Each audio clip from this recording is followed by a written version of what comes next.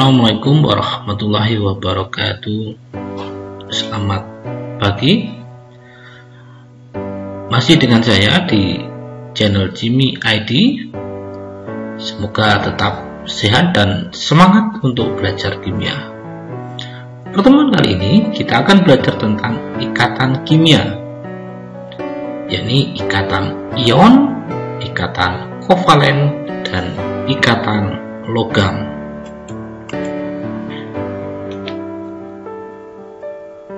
Saat ini kita pada KD 3.5, yakni membandingkan ikatan ion, ikatan kovalen koordinasi, dan ikatan logam serta kaitannya dengan sifat zat.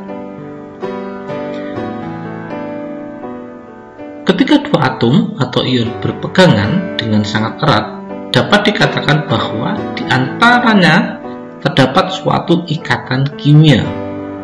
Dalam pembentukannya yang berperan dalam elektron valensi, yaitu elektron pada kulit terluar.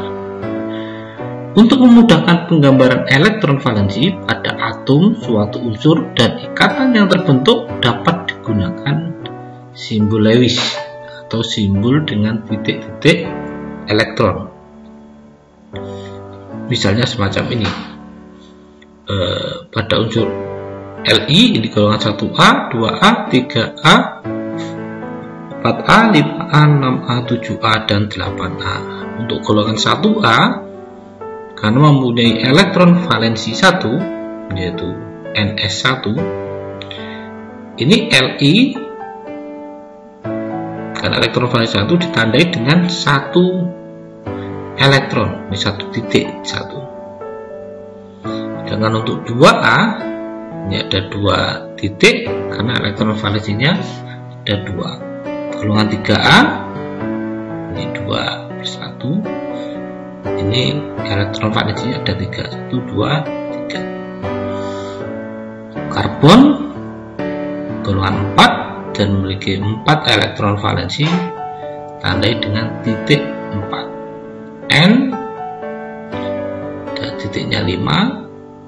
O golongan 6A atau elektron valensinya 6, semacam ini. Golongan 7, golongan 8. Kalau kita melihat di golongan 1A, ini elektronnya tidak berpasangan atau tunggal, hanya 1. Be ada 2 elektron yang tidak berpasangan. Golongan 3A ada 3 elektron yang tidak berpasangan. Golongan 4 ada 4. Golongan 5 ada 1 elektron berpasangan dan 3 elektron tidak berpasangan. 6A atau O 2 elektron berpasangan, 2 elektron tidak berpasangan. Golongan 7A ada 3 elektron berpasangan dan 1 elektron tidak berpasangan. Nah, untuk Ne atau golongan 8A semua elektronnya berpasangan. Ini juga kenapa Ne atau golongan 8A disebut golongan yang stabil karena semua elektronnya di sini berpasangan. Nah, kita mulai dari yang pertama, ikatan ion. Ikatan yang pertama, ikatan ion terjadi akibat adanya serah terima elektron sehingga membentuk ion positif dan ion negatif yang konfigurasi elektronnya sama dengan gas mulia. Nah, contohnya semacam ini. Jadi reaksi antara Na dengan Cl, bentukan Na dengan Cl, jadi Na menjadi Na plus karena elektron valensinya 1. Nah, agar stabil seperti gas mulia, dia harus mempunyai elektron valensi 8, yakni dengan cara melepas 1 elektron. Nah, sedangkan Cl yang mempunyai 7 elektron valensi agar konfigurasi elektronnya atau elektronnya ini stabil, dia kecenderungan untuk menerima elektron. Ya, ada 1 untuk melengkapi menjadi 8. Nah, atau kalau contohnya semacam ini. Jadi ini Na, ini gambar atomnya Na, nukleus K, L, M. Jadi agar dia lebih stabil, dia membentuk menjadi Na+. Kenapa? Agar elektron valensinya menjadi 8 atau elektronnya semuanya berpasangan. Ini lebih stabil dibandingkan dengan kondisi Na semacam ini. Makanya Na ini cenderung melepas untuk elektron valensinya menjadi 8 karena energi yang diperlukan untuk melepas ini lebih kecil dibandingkan kalau ia harus menggenapi menjadi 8, artinya menambah 8. Sedangkan Cl yang mempunyai elektron valensi 7, dia lebih cenderung menerima 1 elektron dibandingkan dia harus melepas 7 elektron agar elektron valensinya menjadi 8. Nah, makanya kenapa Na itu cenderung melepas, sedangkan Cl cenderung menerima, sehingga terbentuk Na+ dan Cl- ketika bergabung menjadi NaCl.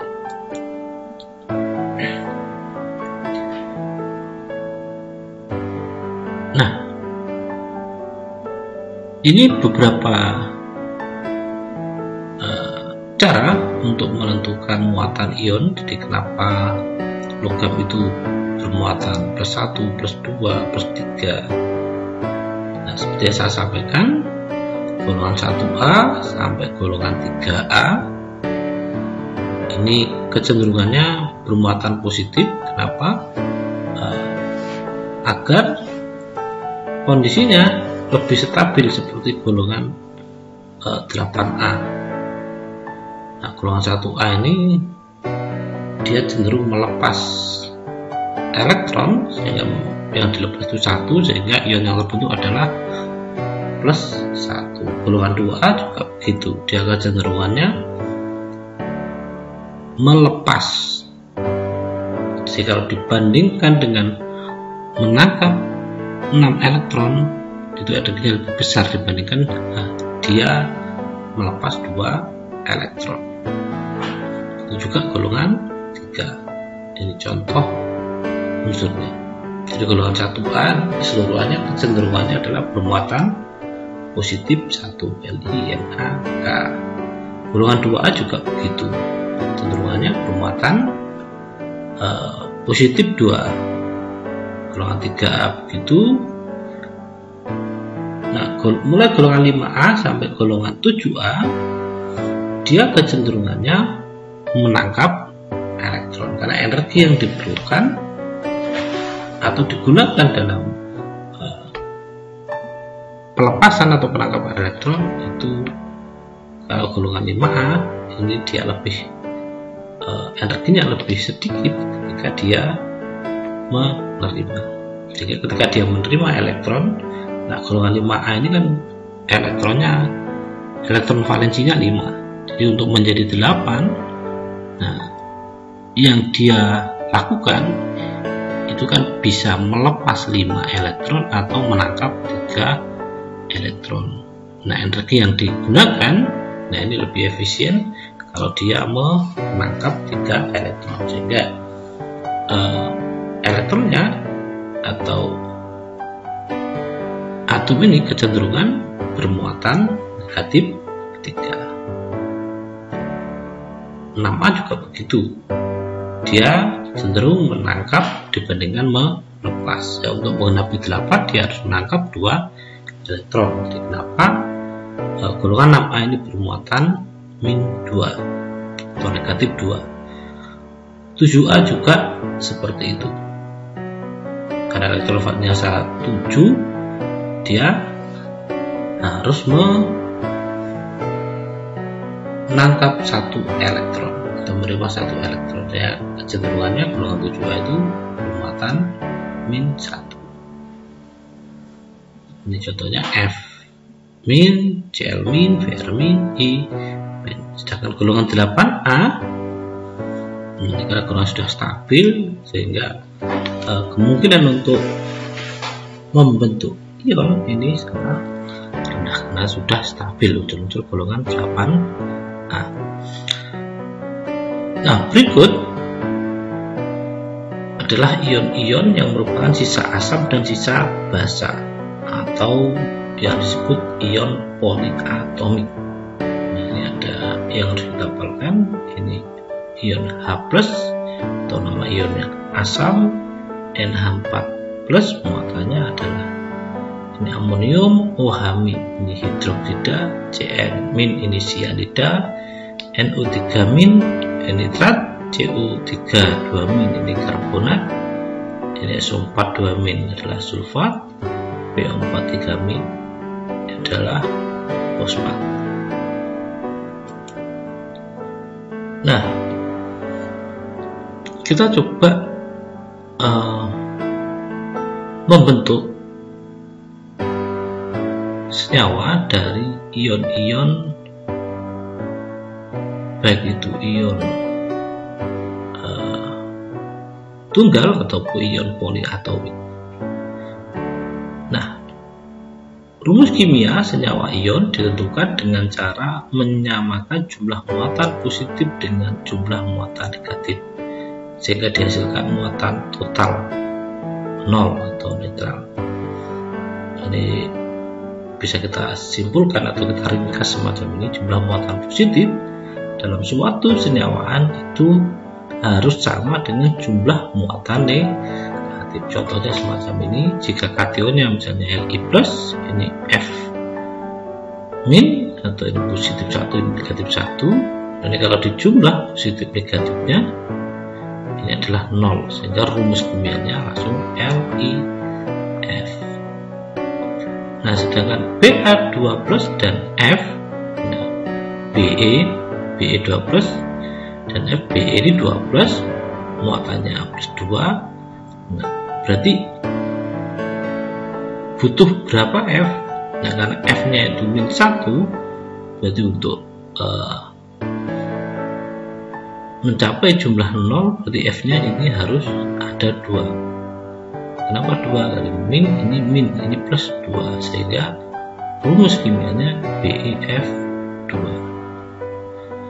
Contoh lagi, ini kationnya Al3+, anionnya F-. Nah, Al ini muatannya 3, berarti karena ini F-, berarti butuh, supaya kalau dijumlah muatannya ini 0, butuh 3F, sehingga makanya rumus kimianya menjadi AlF3. Nah, selanjutnya adalah Al3+ dan O2-. Nah, Al ini untuk jumlahnya agar sama, ini Al-nya harus ada 2, kalau dijumlahnya 6, O-nya harus 3, jumlahnya nanti 6. Ini kalau dijumlah muatan positif negatifnya aja, sehingga rumus kimianya Al2O3. Nah, begitu pula dengan ion-ion poliatomik. Ini kation Be2+, NO3-, ini muatannya +2, ini muatannya -1.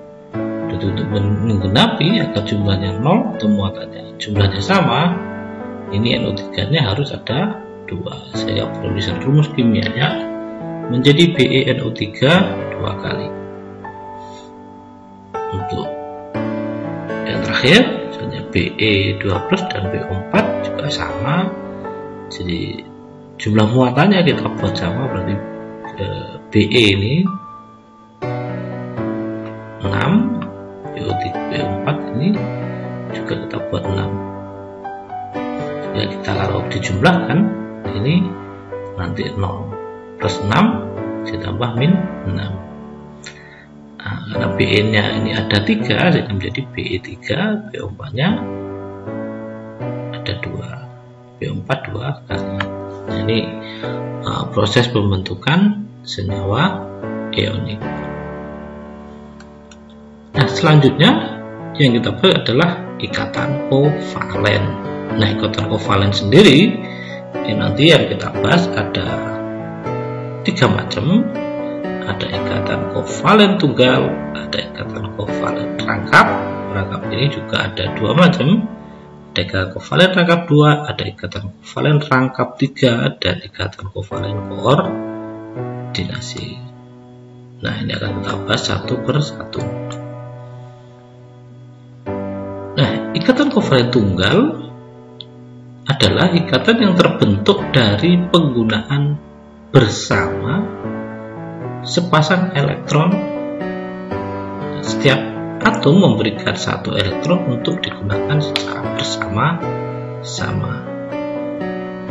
Pemakaian bersama pasangan elektron pada ikatan kovalen dapat digambarkan melalui struktur Lewis. Nah, seperti yang di awal tadi sudah saya sampaikan, jadi untuk menggambarkan penggunaan pasangan elektron atau elektron ini dituliskan dengan lambang titik-titik atau ada tanda lain. Ini semacam ini, jadi untuk golongan 1A ini titik 1, 2A, 3A, 4A, 5A semacam ini. Nah, untuk kembali lagi. Nah, untuk ikatan kovalen kita lihat ikatan kovalen tunggal pada molekul CH4. Jadi C-nya ini semacam ini, jadi C di golongan 4A. Jadi ada 4 elektron valensi hidrogen di golongan 1A sehingga ada 1 elektron. Jadi agar elektron C ini berpasangan semuanya butuh berapa atom H? Ya, membutuhkan 4 atom H. Nah, ketika berikatan atau menggunakan elektron secara bersama-sama, berikatan ini H. Nah, perhatikan ini tanda titik dan tanda silang di sini. Nah, bergabungnya H dan C ini terjadi karena ada ikatan. Nah, ikatannya namanya apa? Ikatannya namanya kovalen. Kenapa dinamakan ikatan kovalen? Nah, karena H dan C ini dapat berikatan karena menggunakan pasangan elektron bersama-sama, di mana pasangan elektron itu salah satunya berasal dari atom itu. Misalnya C dan tanda titik ini elektronnya berasal dari atom C, sedangkan tanda silang ini elektronnya berasal dari semacam ini. Namanya ini ada beberapa ikatan kovalen tunggal. Ini ada 4 ikatan, atau bisa dituliskan semacam ini. Selanjutnya ikatan kovalen tunggal pada molekul H2. Jadi semacam ini. Jadi ini elektron yang digunakan. Titik dari H pertama, yang silang dari H ke contoh yang selanjutnya ikatan kovalen tunggal pada molekul HCl. Jadi ini bisa dipahami. Oke, jadi ini jumlah elektron, jumlah ikatan kovalennya ini 1, ini ada 1. Oke, kita lanjutkan. Nah, ini prosesnya pembentukan ikatan tunggal. Nah, misalnya ini tadi yang HCl, semacam ini HCl, ini hanya itu ada 1, Cl nya ada 7, sehingga untuk bisa bergabung bentuk senyawa, dia harus menyumbangkan elektronnya untuk digunakan ikatan, sehingga semacam ini. Jadi ini namanya ikatan tunggalnya. Begitu juga dengan H2. Nah, semacam ini. Oke. Selanjutnya adalah ikatan kovalen rangkap.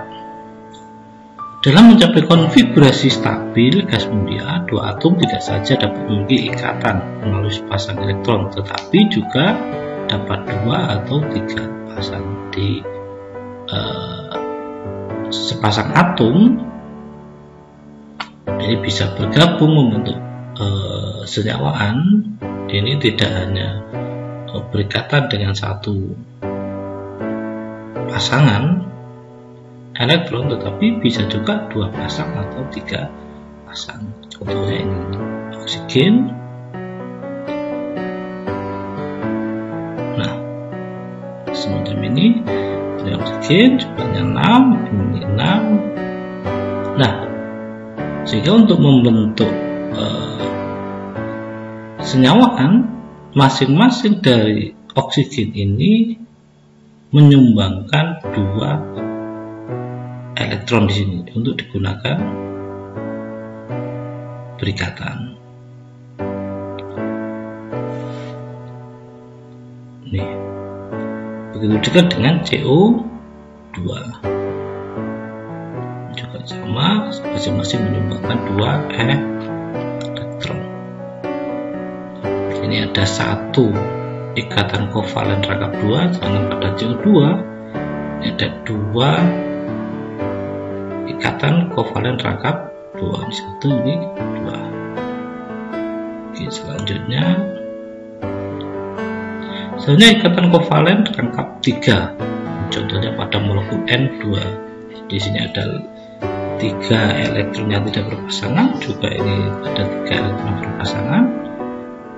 Nah, ketika dia bergabung atau bertemu sehingga untuk membentuk senyawa, nah itu dengan menyumbangkan 3 elektron yang tidak berpasangan sehingga membentuk ikatan semacam ini, dinamakan ikatan kovalen rangkap 3. Oke.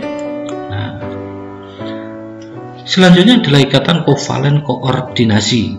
Nah, ikatan kovalen koordinasi adalah ikatan yang terbentuk dari pemakaian pasangan elektron bersama yang berasal dari salah satu atom yang memiliki pasangan elektron bebas. Contoh senyawa yang memiliki ikatan kovalen koordinasi adalah contohnya HNO3, N2Cl, SO3 dan H2SO4. Nah, contohnya di sini. Nah, bedanya dengan ikatan kovalen biasa itu di sini. Coba perhatikan, dia ada mana? Nah, ini adalah ikatan kovalen tunggal yang biasa. Ini rangkap. Ini kovalen koordinasi. Perbedaan di mana? Nah, perbedaannya di sini. Kalian perhatikan. Nah, pasangan elektron yang digunakan berikatan bersama. Nah, ini kalau ikatan kovalen biasa, ini berasal dari hasil sumbangan. Jadi misalnya ini O dengan N, jadi elektronnya satunya dari N, satunya dari O, seperti itu. Sedangkan kovalen koordinasi, pasangan elektron yang digunakan berasal dari salah satu. Jadi kalau ini hasil urunan, ini berasal dari salah satu. Jadi dari mana? Ya dari N, yang sama seperti ikatan kovalen rangkap ya, pada SO3. Jadi ini ada ikatan kovalen rangkap 2, jadi hasil urunan ikatan yang digunakan 2 dari S, 2 dari O. Nah, sedangkan yang ini elektron untuk berikatan berasal dari S. Ini juga dua-duanya dari S. Pada SO4 juga tidak jauh beda. Jadi ini kovalen koordinasi, ini ikatan kovalen seperti itu. Atau dalam proses pembentukannya semacam ini. Jadi S ini ada 6, O ada 6, D6 ada 6, sehingga kita susun sedemikian rupa sehingga terbentuk struktur Lewis semacam ini. Nah, untuk struktur Lewis sendiri ini ada aturannya di dalam atom pusat atau dalam masing-masing atom diupayakan memenuhi aturan oktet, yakni masing-masing atom mempunyai 8 elektron atau 4 pasang elektron. Nah, ini covariant koordinasi. Jadi yang berwarna biru ini dari S, ini dari S semuanya, sedangkan yang ini rangkap 2 ini, yang 2 dari O, yang 2 lagi dari S. Atau mekanisme reaksinya semacam ini, misalnya pada NH3 dan BF4,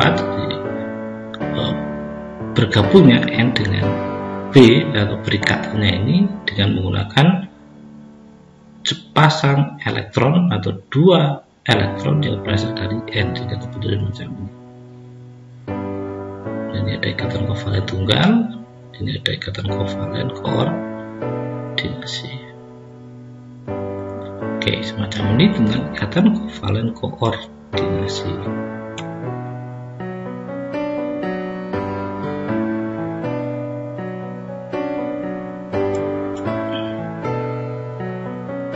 Selanjutnya adalah ikatan logam. Nah, ikatan logam adalah suatu jenis ikatan kimia yang melibatkan gaya tarik elektrostatik di antara elektron konduksi yang dikumpulkan di dalam suatu awan elektron, atau disebut juga lautan elektron dari ion logam bermuatan positif. Jadi ini misalnya logam, jadi misalnya logam perak. Jadi di sini ada lautan elektron.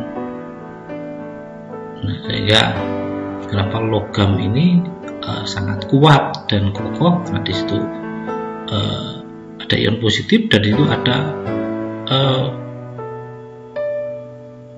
elektron yang sangat banyak, atau awan elektron yang disebut lautan elektron. Sehingga masing-masing logam ini akan tampak keras, jadi semacam ini.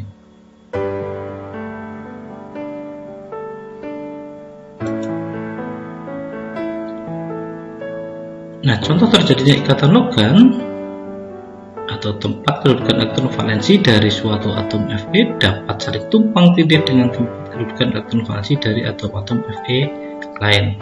Tumpang tindih antar elektron valensi ini memungkinkan elektron valensi dari setiap atom Fe bergerak bebas dalam ruang di antara ion-ion Fe membentuk lautan elektron. Karena muatan berlawanan Fe2+ dan 2 elektron, maka terjadi gaya tarik-menarik antara ion-ion Fe+ dan elektron-elektron bebas. Akibatnya terbentuk ikatan yang disebut ikatan logam. Jadi adanya ikatan logam menyebabkan logam bersifat padat kecuali Hg, ini cair pada suhu kamar, keras tapi lentur atau dapat ditempa, mempunyai titik didih dan titik leleh yang tinggi, tempat menghantarkan listrik dan panas yang baik. Yang kelima ini mengkilat. Terakhir, jadi kalau kita bandingkan ikatan ion, ikatan kovalen, dan ikatan logam, ini kalau dilihat strukturnya, ini kalau ikatan ionik ini strukturnya ini besar, sedangkan kovalen ini sedang, ada juga yang besar, logamnya juga besar. Nah, contohnya kalau ion NaCl, MgBr2, Kf. Kalau kovalen ya ada air, ada berlian, logam, ada besi, ada perak, ada emas. Oke, pertemuan hari ini cukup Sekian, sebelum kita akhiri, jangan lupa like, subscribe, dan share pada channel ini. Terima kasih. Assalamualaikum warahmatullahi wabarakatuh.